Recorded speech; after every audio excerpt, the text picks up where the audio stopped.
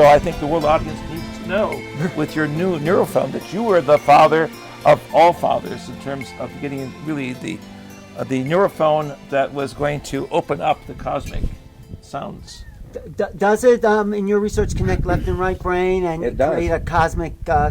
Talk about that. It does. You know, the sound of the universe is in all of us. We don't hear it because it's there all the time. And what happens is that if your left and right brains go into phase coherence, if they start communicating with each other, the male, the female brain, the creative and the intellectual, if they start communicating more coherently with each other, then we have access to all of it. And the whole cosmos and our cosmic connection, which is the work of the Hurtaks. Exactly. Well, what's been your experience, Stephanie? You've been doing it for many years. I didn't really get behind it until I had a need, and that was between the geoengineering and the harping, and I'm very sensitive. I found that using the Neurophone is helping me to manage what the impacts I'm having from geoengineering. So what has it done for you in particular? It settles down what feels like an upset frequency in my brain that actually has a sound to it, and then when I use the Neurophone, that sound shifts. It feels like it just calms everything down, and it gives me peace of mind. So Desiree. Well, playing around with it, I know the odd thing for people when they first put it on is you always think you hear through the ears. Yeah. But of course, this is, you can see from Stephanie, you're actually hearing through the bones up in your forehead. And you're actually not hearing through the physical outside ears. You're actually hearing through bones inside your head anyway. So it's an amazing thing. I know you were shocked to see that. I was shocked that I could hear without my ears. Yeah. I mean, in fact, you plug up your ears and it's louder. And how about for deaf people? Is it? Well, you can make, this can be converted into a device for deaf people, but that's a medical device, and it will require much more power. And the other thing is that we've worked with some deaf people, and what happens is that when they put it on, it's just signal. They don't have any idea what that signal is. There's no way to relate to that. Yeah. And because it's just some kind of noise coming in. Well, but how does it relate to consciousness, Dr. Hurtak? Well, our body is a beautiful biocomputer on one hand, but we are also equipped with what Pat and I would call biotransducer mechanisms. In other words, we can tune into the vibrations of the universe.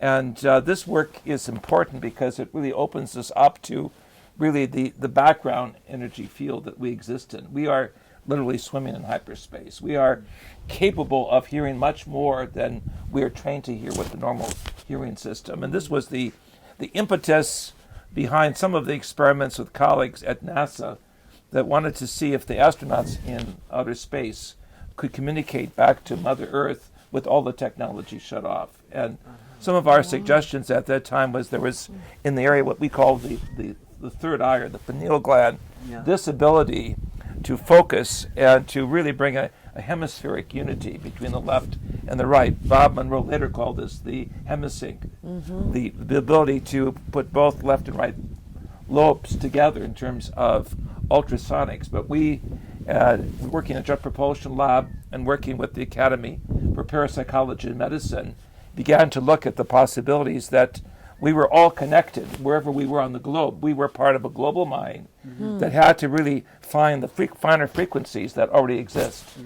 Yeah. I don't think we realize how much the brain can do. And right now at the University of Minnesota in Minneapolis, they've hooked up 64 electrodes onto the scalp, and they're able to take a toy helicopter at a distance, and by just thinking how the helicopter should fly, like it should go up, down, sideways, it should land, they're sending the signal via actually Wi-Fi, but the whole thing is not, there's no hand controls whatsoever. They're actually doing it all by these electrodes in the brain hooked up to a Wi-Fi device. So it shows that the brain is incredible in terms of managing reality.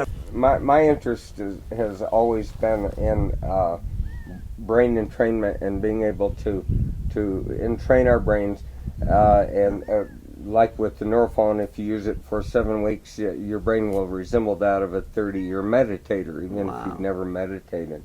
We're in a modern age. We should have modern meditation. Yeah, instead of sitting in a cave. Yeah. Right. Back in the 1970s, the Academy for Parapsychology and Medicine did some studies with Ted Sirius, who had the opportunity, when a camera was put on his brain, he could make a mental picture that was then registered in the camera itself.